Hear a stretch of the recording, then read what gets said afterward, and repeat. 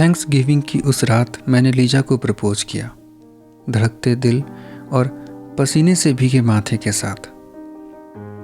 सीने में धड़कनों का शोर बढ़ रहा था, जैसे पसलियों पर दिल टूटा पड़ा हो। मगर सुनते ही लीजा की फिरोजा नीली आंखों में व्यंग कटार की तरह कौंधा था।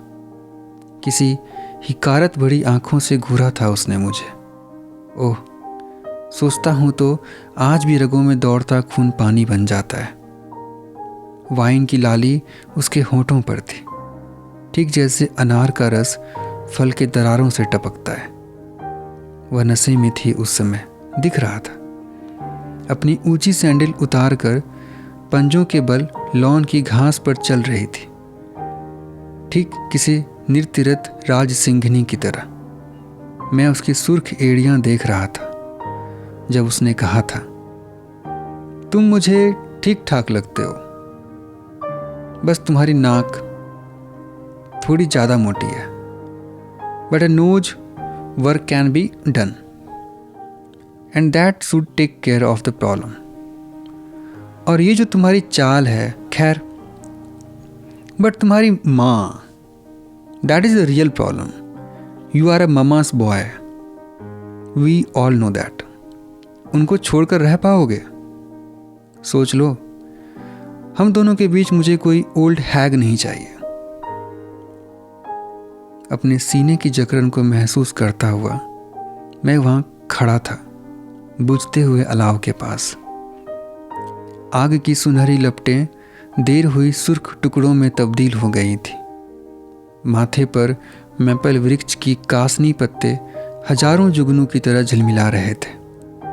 हवा चलती तो लगता जैसे तेज बौछार के साथ पानी बरसने लगा है। लीजा की आंखों में धधकती वितृष्णा मुझे नील कर गई थी। मैं सोचना चाहता था मगर शून्य होकर रह गया था। माँ शब्द का उच्चारण उसने जिस हिकारत के साथ किया था, मेरे भीतर जहाँ जो कुछ भी अच्छा और कोमल था उसके लिए एकदम से मर गया।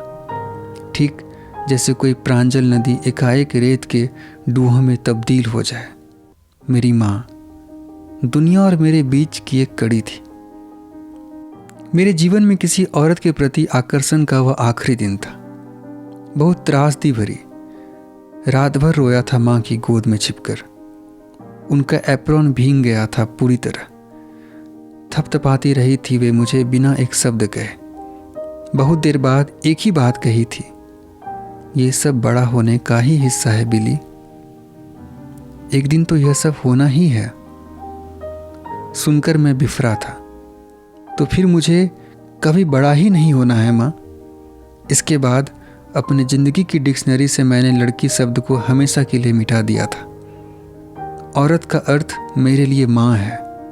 मेरी माँ जैसी होना है, जो उनकी तरह नहीं वह औरत नहीं, और उनकी जैसी कोई नहीं, कोई भी तो नहीं। जयश्री रॉय के अपनी कैद का एक हिस्सा।